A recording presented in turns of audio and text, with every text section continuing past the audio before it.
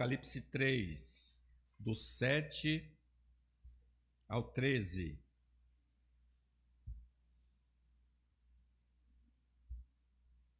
Nós podemos ler juntos.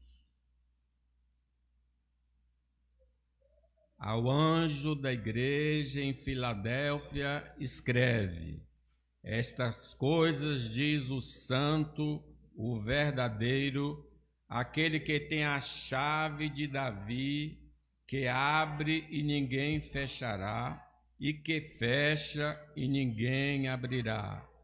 Conheço as tuas obras, eis que tenho posto diante de ti uma porta aberta, a qual ninguém pode fechar, que tens pouca força, entretanto, guardaste a minha palavra e não negastes o meu nome.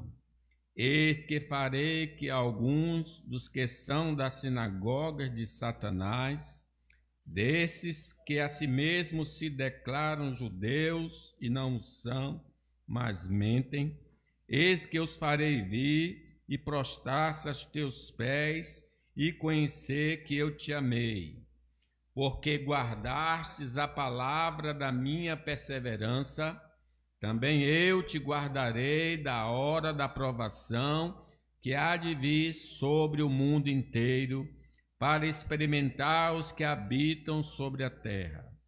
Venho sem demora, conserva o que tens, para que ninguém tome a tua coroa. Ao vencedor, far-lhe-ei coluna no santuário do meu Deus, e daí jamais sairá. Gravarei também sobre ele o nome do meu Deus, o nome da cidade do meu Deus, a nova Jerusalém, que desce do céu, vinda da parte do meu Deus, e o meu novo nome. Quem tem ouvidos, ouça o que o Espírito diz às igrejas. Essa passagem, irmãos, é uma mensagem do Senhor Jesus Cristo se dirigindo à igreja de Filadélfia. Ele elogia a fidelidade deles em meio à fraqueza, que eles têm pouca força, e a oposição dos judeus, aqueles que mentem, porque não eram judeus de fato, espiritualmente falando. E eles estavam perseverando em meio a tanta dificuldade. O texto exalta o caráter e a autoridade de Jesus e traça o perfil do crente fiel.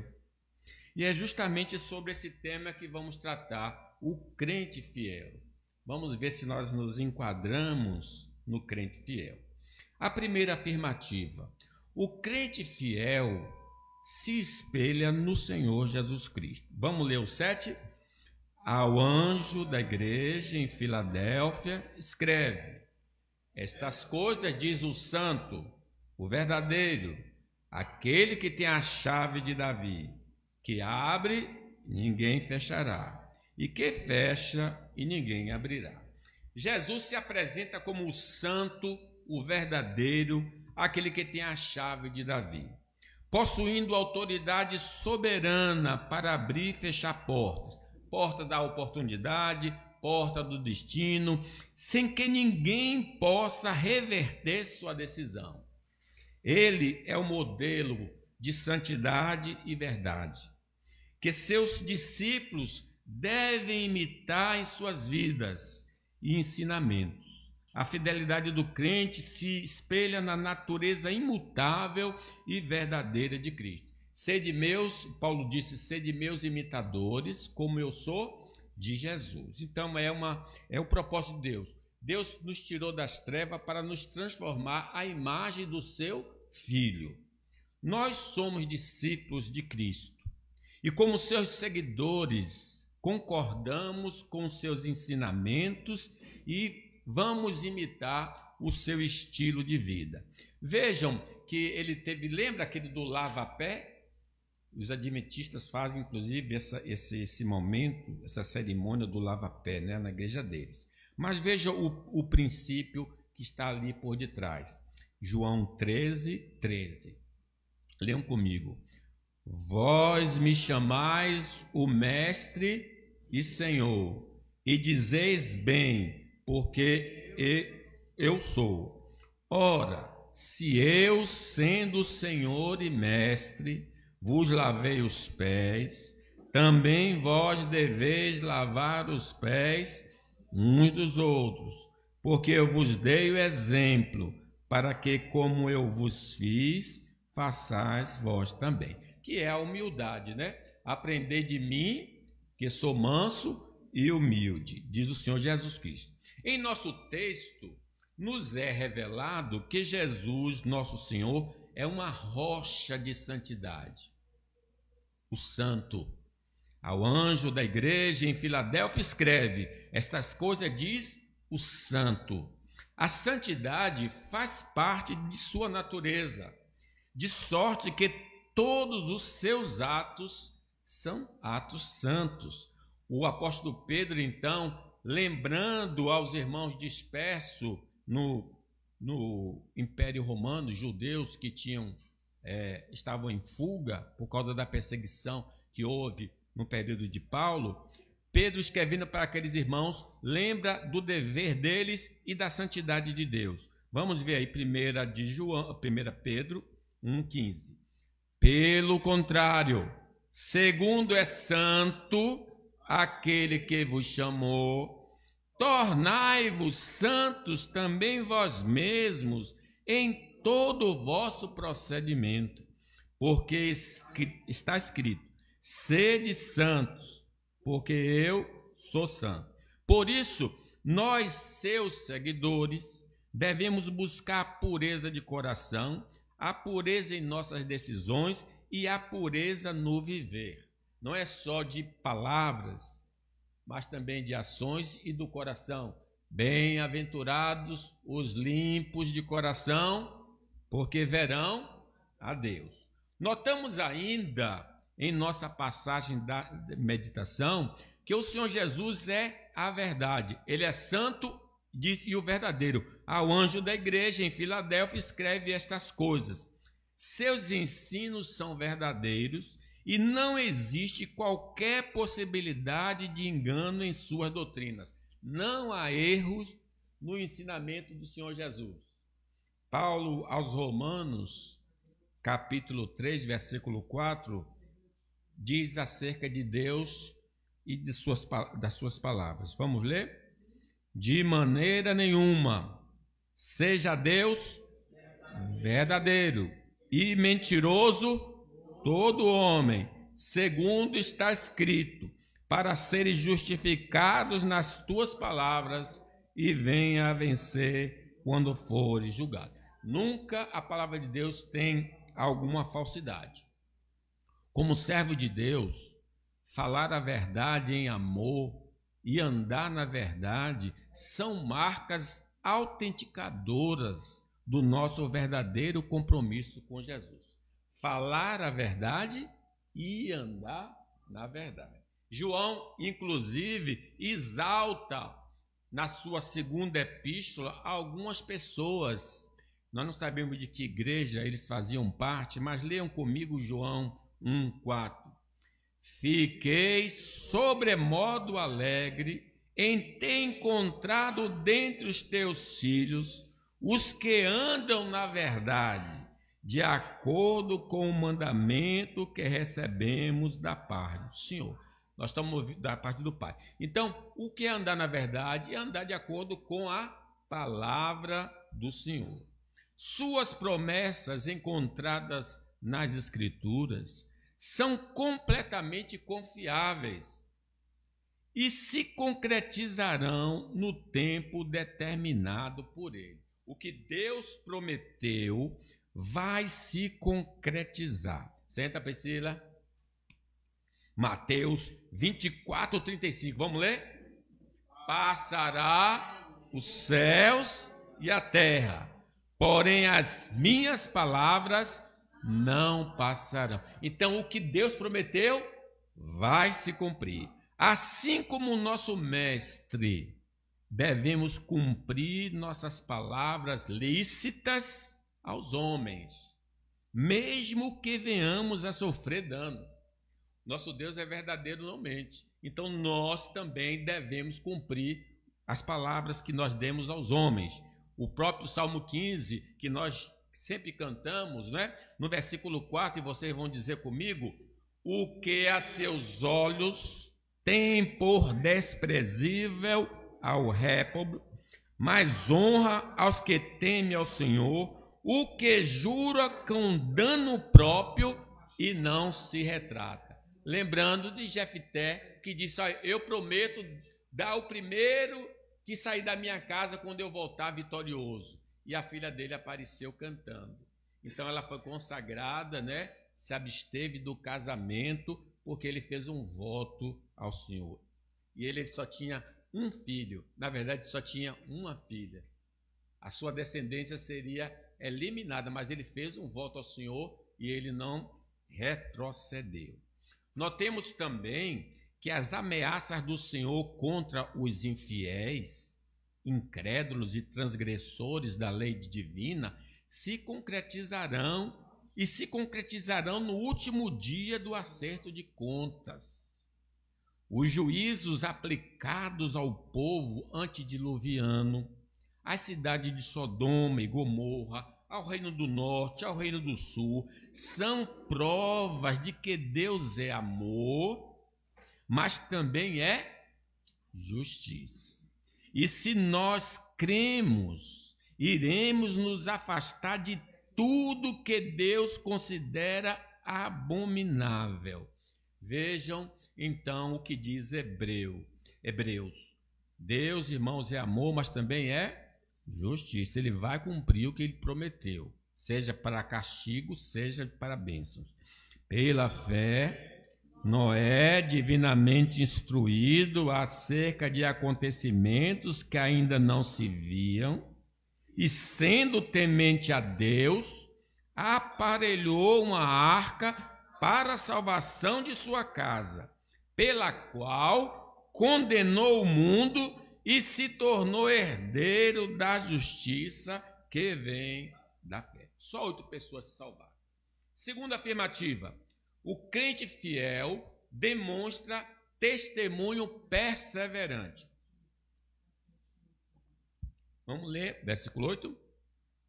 Conheço as tuas obras. Eis que tenho posto diante de ti uma porta aberta, a qual ninguém pode fechar. Que tens pouca força. Entretanto, guardaste a minha palavra e não negastes o meu nome. Nosso testemunho cristão não pode ser de acordo com as estações do ano. Interessante, numa cidade que eu pastoreei, no inverno estava todo mundo na igreja. No verão, desapareciam todos. No inverno, na igreja. No verão, todo mundo tinha compromissos que a gente estranhava, né? Nós precisamos ser consistentes no nosso testemunho.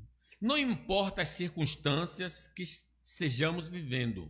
Não interessa os projetos de nossa vida. Não abrimos mão de glorificar a Deus em tudo o que fazemos. Esse é o nosso propósito. 1 Coríntios nos adverte que até coisas pequenas que fazemos, devemos fazer para a glória de Deus. 1 Coríntios 10, 31, vamos ver aí?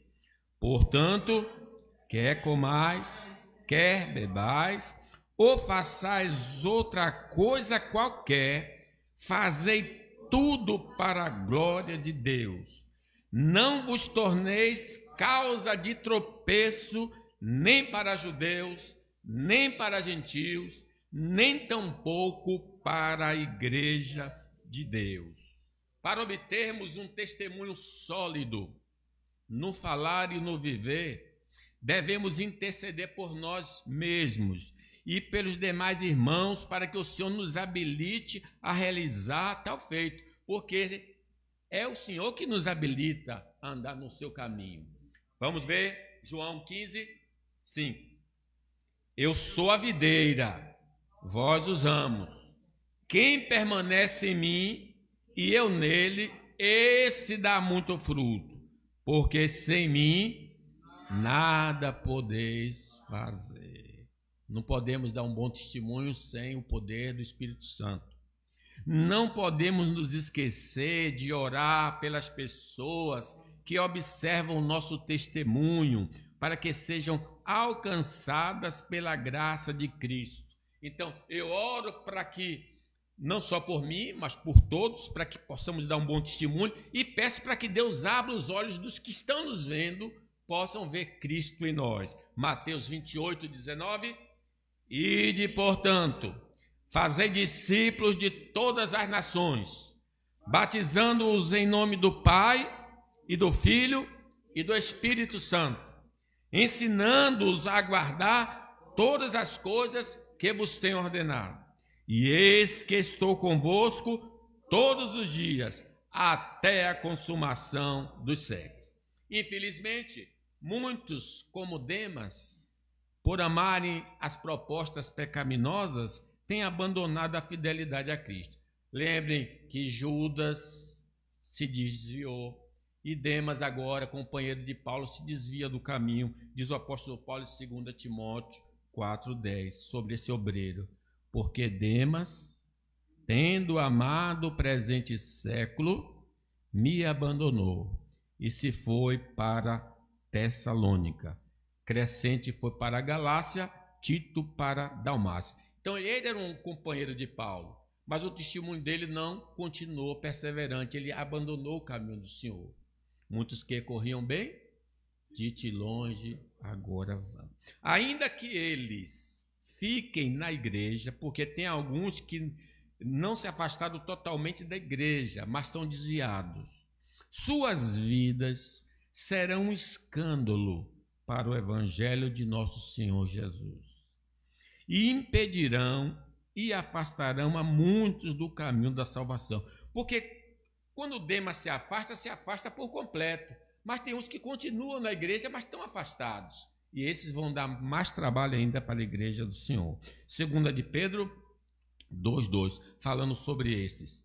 E muitos seguirão as suas práticas libertinas, e por causa deles será infamado o caminho da verdade. Em primeiro momento, ele está falando dos falsos mestres, que influenciam essas pessoas. Muitos seguirão as suas práticas libertinas, e por causa deles, desses falsos mestres, será infamado o caminho da verdade. Mas os discípulos desses mestres que ficam na igreja vão fazer discípulos. E por isso que a igreja vai ter uma fama que não é boa. Mas nós, servos do Senhor, pelo testemunho, devemos fazer nossa luz brilhar, como salgar as pessoas à nossa volta. Vós sois a luz, vós sois o sal da terra. Vamos sofrer pressões internas com pensamentos e desejos proibidos para tentar desacreditar a autenticidade do nosso testemunho e nos fazer desistir do caminho. Conta-se que Lutero foi visitado pelo diabo e o diabo lembrava a ele dos pecados que ele tinha cometido. E cada vez mais lembrando os pecados de Lutero, e Lutero atormentado, até que ele escreveu: o sangue de Jesus me purifica de todo pecado.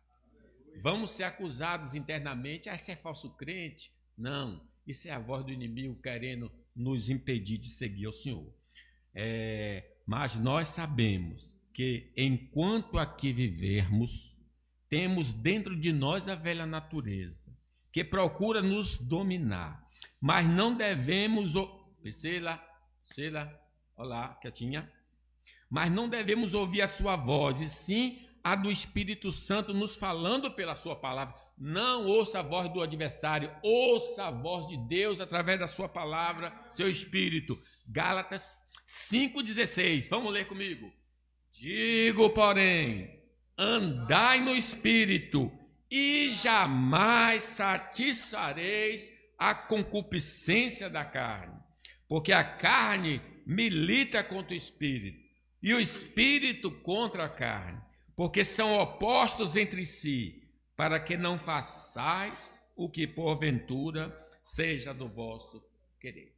Então, nessa jornada do testemunho cristão, nós seremos desencorajados a continuar neste caminho por meio de ameaças à nossa pessoa, à nossa reputação, aos nossos bens e vida, como estavam sendo atingidos os irmãos naqueles dias. Mas precisamos continuar para recebermos o prêmio eterno. Não importa que nível, que intensidade estão fazendo pressão para a gente abandonar o caminho do Senhor, mas nós devemos seguir o que Deus aconselhou a igreja de Esmirna. Apocalipse 2:10, comigo. Não temas as coisas que tem de sofrer. Eis que o diabo está para lançar em prisão alguns dentre vós, para ser dispostos à prova, e tereis tribulação de 10 dias. Sê fiel até a morte, e dar-te-ei a coroa da vida. Terceira afirmativa: o crente fiel conserva o evangelho apostólico. Versículo 8 comigo. Conheço, posto diante de ti uma porta aberta, a qual ninguém pode fechar, que tens pouca força, entretanto guardastes a minha palavra e não negastes o meu nome. Nas igrejas, por exemplo, da região da Galácia, os crentes foram abalados em sua profissão de fé por falsos mestres que ensinavam a necessidade de guardar a lei cerimonial dos judeus para que pudessem ser salvos. Esse acréscimo ao evangelho apostólico é uma heresia e, se crido, levará o homem ao inferno. Percebe? O crente fiel é o crente que não muda da doutrina que recebeu dos apóstolos. E aquela igreja da Galácia estava sendo afetada. E Paulo escreve palavras duras ali, e ele diz aí no Gálatas 5:2, comigo. Eu, Paulo, vos digo que se vos deixardes circuncidar, Cristo de nada vos aproveitará. De novo testifico a todo homem que se deixar circuncidar, que está obrigado a guardar toda a lei. De Cristo vos desligastes, vós que procurais justificar-vos na lei, da graça decaístes. Ser um crente fiel a Deus envolve conservar na íntegra o evangelho pregado pelos apóstolos e registrado no Novo Testamento. Não podemos aceitar o evangelho social, que ensina que o socorro material ao pobre são as boas novas de salvação. Tem um grupo chamado Missão Integral, que prega isso, prega que é ajudar os pobres, que é a mensagem do evangelho. Não é essa a mensagem do evangelho. O evangelho genuíno convida os homens ao arrependimento e à fé em Cristo para serem salvos, tanto ricos como pobres. Marcos 16:15 diz, e lhes diz, ide por todo o mundo e pregai o evangelho a toda criatura. Quem crê e for batizado será salvo. Quem não crê será condenado. Não devemos nos preocupar com a condição, nós devemos nos preocupar com a condição terrena dos homens e, na medida do possível, ajudá-los. Mas a nossa missão principal é anunciar o evangelho para que eles sejam salvos da condenação eterna. Podemos sim fazer assistência social, mas não é o objetivo da igreja. O objetivo principal da igreja é ir pelo mundo e pregar o evangelho a toda criatura. Irmãos, como fiéis servos do Senhor, não podemos concordar com aqueles que afirmam que a observação da lei cerimonial, deixar de comer carne, por exemplo, e moral dos judeus, são necessários para sermos salvos. como ensinavam os judaizantes no tempo apostólico, que hoje, nos nossos dias, é representado pelo grupo dos adventistas. Os adventistas têm uma observação da lei cerimonial, inclusive de alimentar, que não come carne, né? Alguns são veganos. E Atos, Paulo já enfrentava essa dificuldade, em Atos 15, 1, diz, olha, alguns indivíduos que desceram da Judéia ensinavam aos irmãos, se não vos circuncidardes segundo o costume de Moisés, não podeis ser salvos. Então eles exigiam essas observâncias. O evangelho que cremos e pregamos dos apóstolos é que a salvação é pela graça somente, independentemente das obras da lei, como foi firmado no concílio, porque por causa da afirmação anterior, o concílio se reuniu e aí resolveu e estabeleceu o seguinte, vamos ler comigo Atos 15, 10, agora, pois, porque tentais a Deus, pondo sobre a cerviz dos discípulos um jugo que nem nossos pais puderam suportar, nem nós, mas cremos que fomos salvos pela graça do Senhor Jesus, como também aqueles o foram. A fé somente para judeus e gentios. A doutrina evangélica encontrada na Bíblia, que precisa ser conservada para que possamos ser salvos e legar à geração futura o único caminho da salvação. Se nós modificarmos qualquer parte dela, nós perdemos a salvação e essa transmissão falsa vai fazer com que outros se percam. 1 Coríntios 15, 1. Leiam comigo. Irmãos, venho lembrar-vos o evangelho que vos anunciei, o qual recebestes e no qual ainda perseverais. Por ele também sois salvos, se retiverdes a palavra, tal como vos-la preguei, a menos que tenhas crido em vão. Não pode haver modificação. Muitos que se dizem evangélicos não confessam mais o evangelho bíblico, mas seguem ensinamentos da sua compreensão carnal ou de falsos pregadores. Mas a palavra do Senhor nos adverte, Gálatas 1:8, mas ainda que nós, ou mesmo um anjo vindo do céu, vos pregue evangelho que vá além do que vos temos pregado, seja anátema.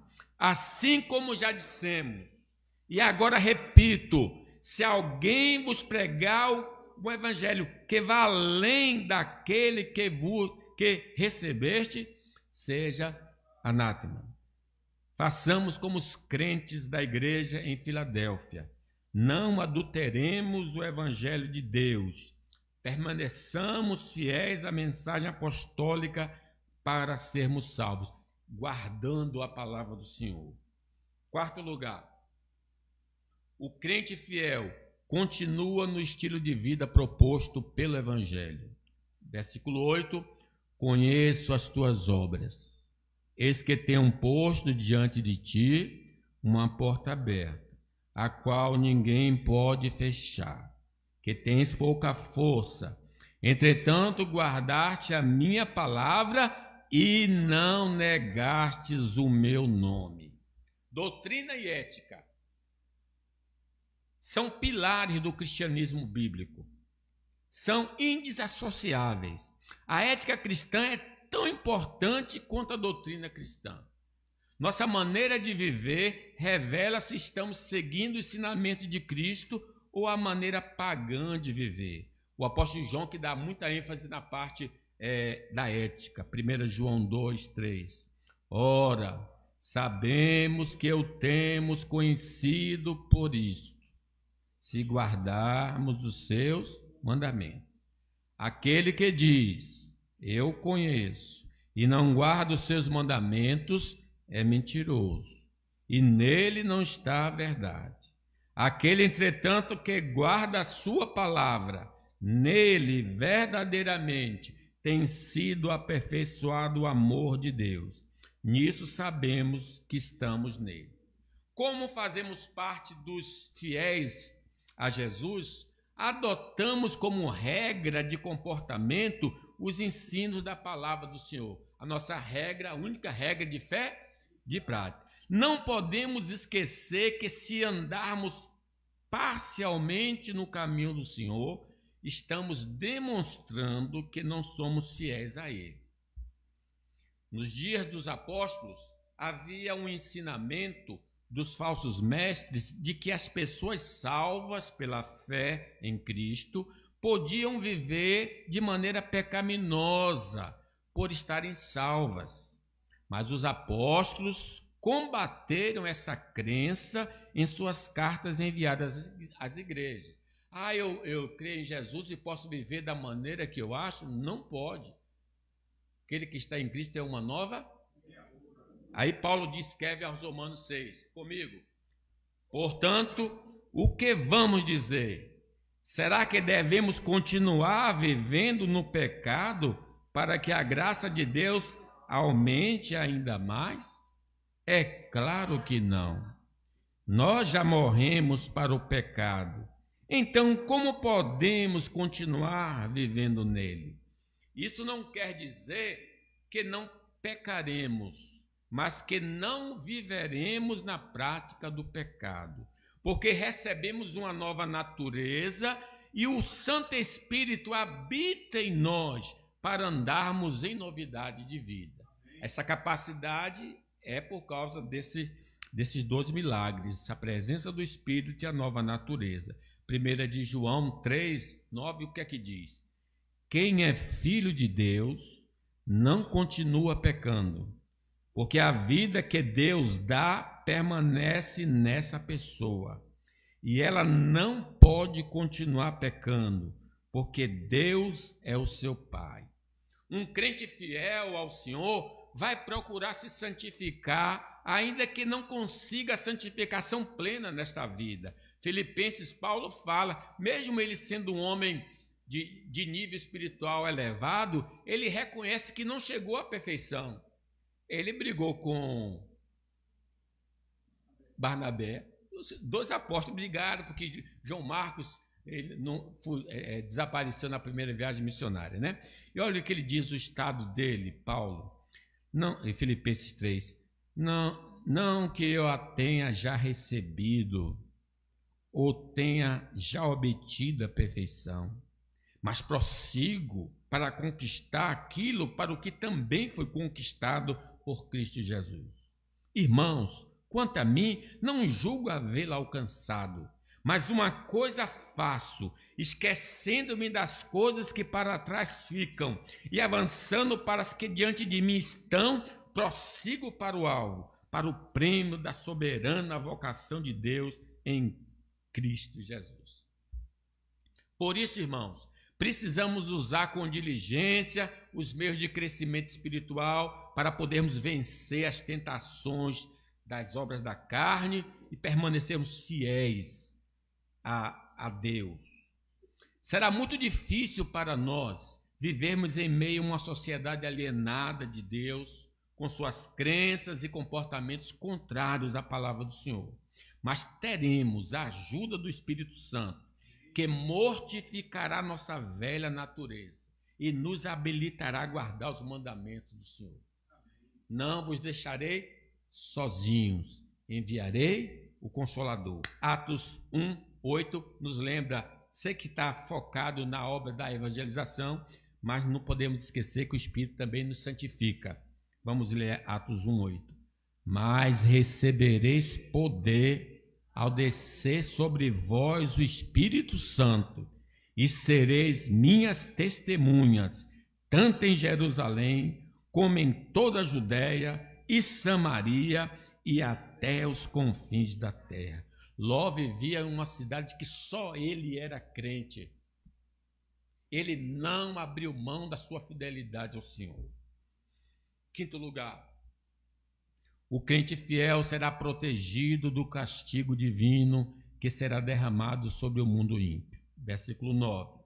Eis que farei que alguns dos que são da sinagoga de Satanás desses que a si mesmos se declaram judeus e não são, mas mentem. Eis que eu os farei vir e prostrar-se aos teus pés e conhecer que eu te amei, porque guardaste a palavra da minha perseverança.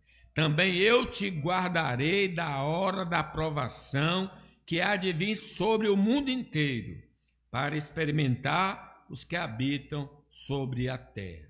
No tempo presente, nós estamos sujeitos a sofrermos por causa do indivíduo, por causa da sociedade, por causa do Estado e por causa do diabo. Em graus diferentes, os nossos irmãos estão sofrendo assim. Em alguns lugares a perseguição é intensa. Pedro nos diz e nos lembra que no mundo o mundo é difícil. Sede sóbrios e vigilantes. O diabo, vosso adversário, anda em derredor, como o leão que ruge, procurando alguém para devorar. Resistir-lhe firme na fé, certos de que sofrimentos iguais aos vossos estão se cumprindo na vossa irmandade espalhada pelo mundo. Mas esse quadro um dia vai se reverter, quando nossos perseguidores vão receber juízo do nosso Senhor e Salvador Jesus Cristo quando Ele voltar. Hoje eles nos perseguem, mas amanhã quem vai persegui-los é o próprio Senhor Jesus Cristo. Veja o que Paulo escreve à igreja atribulada. Paulo saiu corrido da cidade de Tessalônica, 2 Tessalonicenses 1,7. E a vós outros que sois atribulados, alívio juntamente conosco, quando do céu se manifestar o Senhor Jesus com os anjos do seu poder. O que é que ele vem fazer? Em chama de fogo, tomando vingança contra todos os que não conhecem a Deus e contra os que não obedecem ao evangelho de nosso Senhor Jesus. Estes sofrerão penalidade de eterna destruição, banidos da face do Senhor e da glória do seu poder. E a nós, quando vier para ser glorificado nos seus santos e ser admirado em todos os que creram naquele dia, porquanto foi crido entre vós o nosso testemunho. Hoje nós somos julgados e condenados injustamente pelos homens caídos. Está acontecendo com os nossos irmãos. Mas no dia do juízo final, estaremos sentados como juízes para aplicar a pena justa sobre esses malfeitores e anjos caídos. Paulo diz que nós vamos julgar os anjos. Vamos ver aí? 1 Coríntios 1:2. Presta atenção, que honra nós temos. Ou não sabeis que os santos hão de julgar o mundo? Ora, se o mundo deverá ser julgado por vós, sois acaso indignos de julgar as coisas mínimas? Não sabeis que havemos de julgar os próprios anjos, quanto mais as coisas dessa vida? Que coisa gloriosa Deus nos conferir, né? Nós seremos duramente perseguidos pelo reino do anticristo e muitos de nós vão perder a liberdade, vai ser torturado e poderá até ser morto, diz Apocalipse 13. Foi-lhe dado uma boca que proferia arrogâncias e blasfêmias, e autoridade para agir 42 meses. Esse é o anticristo. E abriu a boca em blasfêmia contra Deus, para lhe difamar o nome e difamar o tabernáculo, a saber, os que habitam no céu. Foi-lhe dado também que pelejasse contra os santos, a igreja, e os vencesse. Deu-se-lhe ainda autoridade sobre cada tribo, povo, língua e nação. Porém, irmãos, o Senhor Jesus Cristo virá, vai interromper esse massacre e destruirá os inimigos da sua igreja. De repente o Senhor vai aparecer, porque se esses dias não fossem abreviados, ninguém se salvaria. Mas por causa dos eleitos, esse dia será abreviado. 2 Tessalonicenses 2:7, que diz: Com efeito, o ministério da iniquidade já opera e aguarda somente que seja afastado aquele que agora o detém. Então será de fato revelado o iníquo, a quem o Senhor Jesus matará com o sopro de sua boca e o destruirá pela manifestação da sua vida. No livro do Apocalipse, no intervalo entre o ataque da besta e o retorno de Cristo, Deus enviará juízo sobre os homens perversos, mas os santos não serão atingidos. Vocês lembram? A partir da quarta praga, Deus fez uma distinção entre os egípcios e o seu povo. Disse, olha, vai acontecer do lado egípcio, mas não vai acontecer do lado dos crentes. Assim são as trombetas. Observe aí a trombeta, Apocalipse 9:1. O quinto anjo tocou a trombeta e viu uma estrela caindo do céu na terra, e foi-lhe dada a chave do poço do abismo. Ela abriu o poço do abismo, e subiu fumaça do poço como fumaça de grande fornalha, e como a fumaceira saiu do poço, escureceu-se o sol e o ar. Também da fumaça saíram gafanhotos para a terra, e foi-lhe dado poder como que tem os escorpiões da terra. E lhe foi-lhe dito que não causasse dano à erva da terra, nem a qualquer coisa verde, nem a árvore alguma, e tão somente aos homens que não têm o selo de Deus sobre a fronte. Foi-lhes também dado não que os matassem, e sim que os atormentasse durante 5 meses. E o seu tormento era como o tormento de escorpião quando fere alguém. Naqueles dias, os homens buscarão a morte e não a acharão. Também terão ardente desejo de morrer, mas a morte fugirá deles. Aí, nós que hoje somos desprezados por causa da nossa fé e perseguidos, no dia do juízo seremos reconhecidos publicamente pelo Rei dos Reis e o Senhor dos Senhores. E os ímpios vão ver. E Jesus disse que eles vão se prostrar diante de vocês, diante de nós, a sua igreja. Mateus 25:32, comigo. E todas as nações serão reunidas em sua presença. E ele separará uns dos outros, como o pastor separa dos cabritos as ovelhas. Aí o Senhor vai se dirigir para nós. Então dirá o rei aos que tiverem à sua direita: vinde, benditos de meu Pai, entrai na posse do reino que vos está preparada desde a fundação do mundo. Mas quanto aos nossos inimigos, que infernizaram nossa vida, promoveram a iniquidade e blasfemaram contra Deus, sofrerão o terrível castigo, porque eles estarão do lado esquerdo. E quem estiver do lado esquerdo, o que é que vai ouvir? Mateus 25:41. Então o rei dirá também aos que tiverem à sua esquerda: apartai-vos de mim, malditos, para o fogo eterno, preparado para o diabo e seus anjos. Para terminar, o crente fiel receberá a recompensa eterna do Evangelho. Venho sem demora, conserva o que tens, para que ninguém tome a tua coroa. Ao vencedor, faloei coluna no santuário do meu Deus, e daí jamais sairá. Gravarei também sobre ele o nome do meu Deus, o nome da cidade do meu Deus, a nova Jerusalém, que desce do céu, vinda da parte do meu Deus, e o meu novo nome. Quem tem ouvidos, ouça o que o Espírito diz às igrejas. Neste mundo seremos provados e tentados. Encontramos oposição em vários graus, mas se crermos na promessa do retorno de Cristo e continuarmos sendo fiéis a Ele em meio às dificuldades do tempo presente, seremos recompensados. Versículo 11 diz: venham sem demora, conserva o que tens, para que ninguém tome a tua coroa.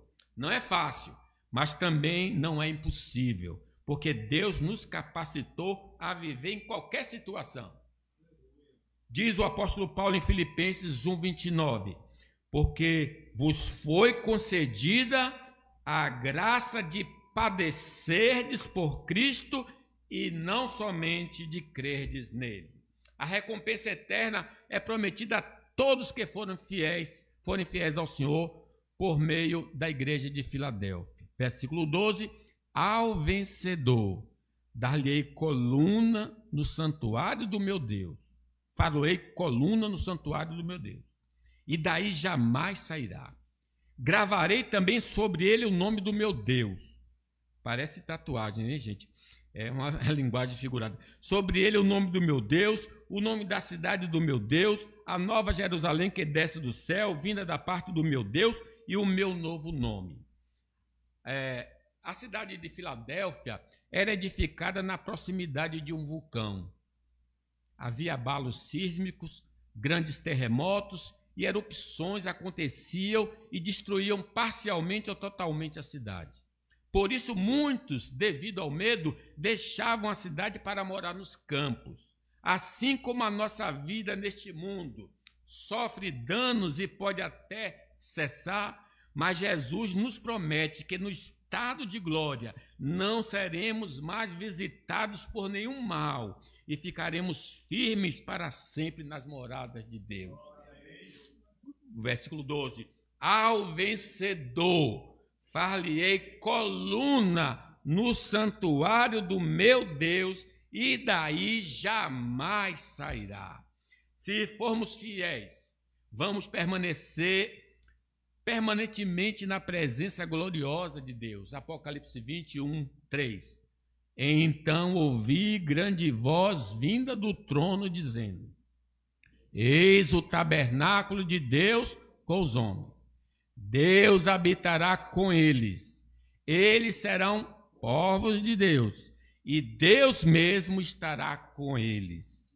Nossos pais foram expulsos do paraíso por causa da desobediência. Mas o Senhor Jesus, ao quitar nossa dívida, nos garante acesso ao reino de Deus de maneira definitiva e não poderemos jamais ser banidos de lá. João 14, 2, comigo. Na casa do meu Pai há muitas moradas. Se assim não fora, eu vou-lo teria dito, pois vou preparar-vos lugar. E quando eu for e vos preparar lugar, voltarei e vos receberei para mim mesmo, para que onde eu estou, estejais vós também.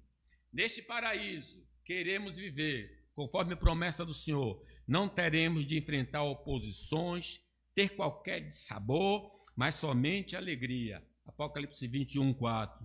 E lhes enxugará dos olhos toda lágrima, e a morte já não existirá. Já não haverá luto, nem pranto, nem dor, porque as primeiras coisas passaram. A cidade de Filadélfia, por ser abençoada pelos imperadores romanos em sua reconstrução, devido aos terremotos, homenageava-os dando seus nomes à cidade. Assim também o Senhor Jesus nos abençoará com uma natureza impecável. Então eles ajudavam a reconstruir a cidade porque foi destruída, e em homenagem a esses imperadores eles davam o nome do imperador. Jesus disse: eu vou lhe dar um novo nome. Você vai ter um novo nome.